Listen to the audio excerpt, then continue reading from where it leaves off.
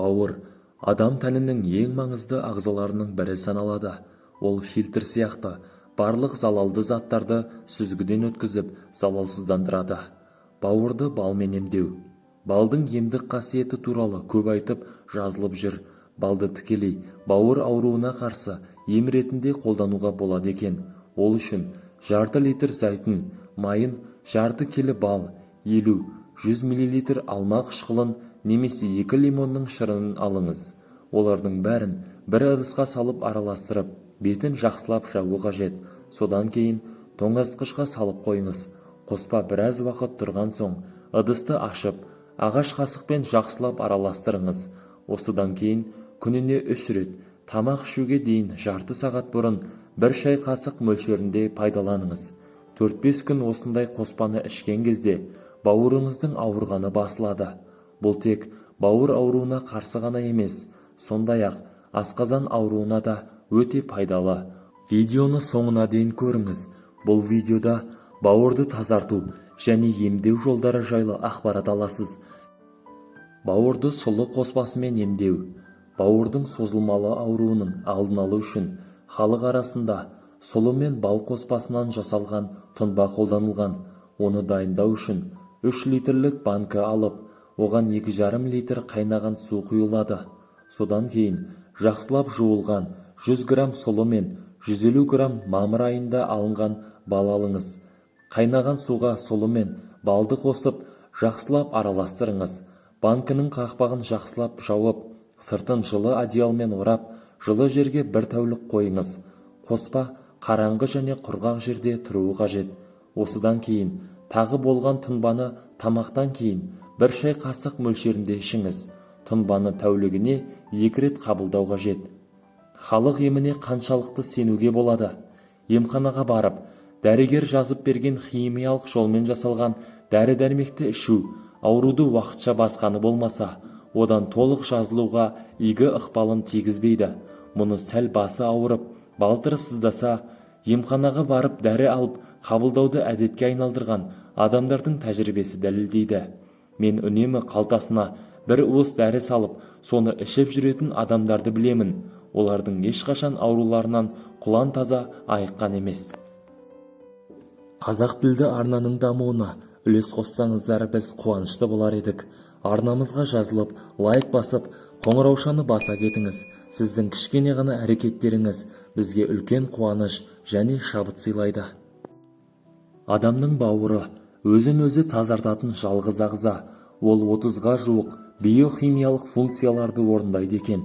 Десе де, адамның күшімен тазалауды қажет ететін кездерде болады. Ол кезде емханаға немесе шипажайға баруға тура келеді.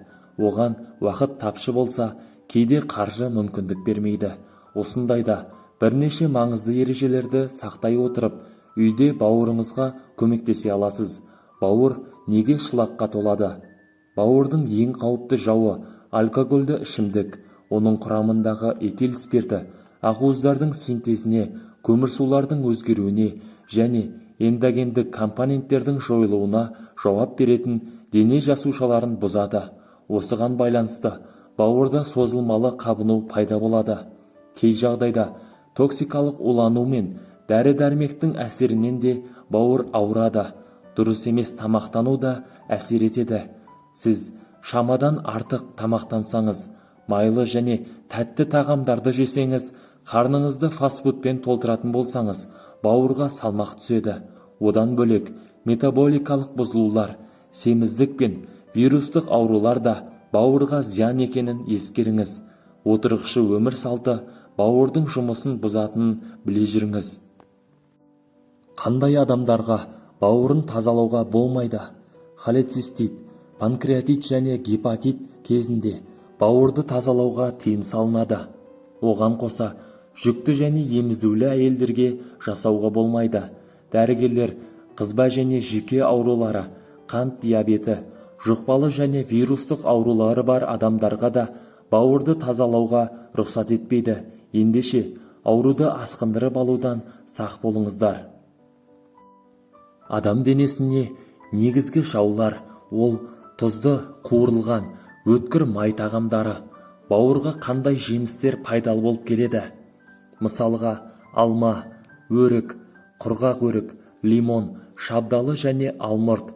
Осы жемістер адам ағзасына, бауырға да өте пайдалы болып келеді. Қандай азық-түліктер бауырды тазартады? Лимон, жылы суға ерітілген пайдалы лимон шырыны, сарымсақ, ферменттер өндірісін жақсартатын белсенді заттары бар. Жасыл шай, токсиндердің денесін жақсы тазартады және ақжелкен, ауыр металдардың тұздарын кетіруге көмектеседі. Осы азық-түліктер бауырға өте пайдалы екен. Бауырға зиянды тағамдар. Фастфуд.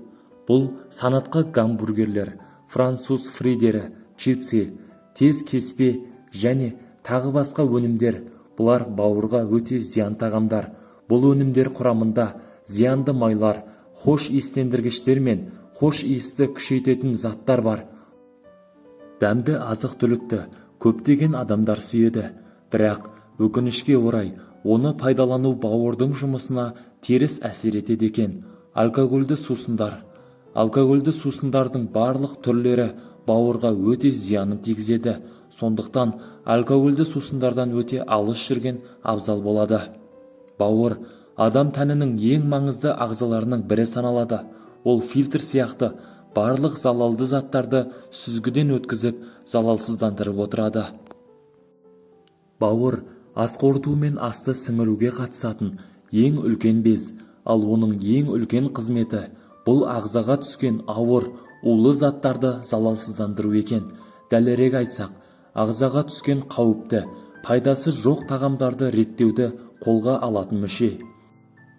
Егер залалы мен зияны мол тағамды көп тұтынатын болсақ, мұның соңы бауырдың түрлі ауруға шалдығуына, істен шығуына әкеліп соқтырады. Ендеше, мұның алдын алу үшін мамандардың айтуымен мына 7 түрлі тағамды тұтынуды тоқтату қажет.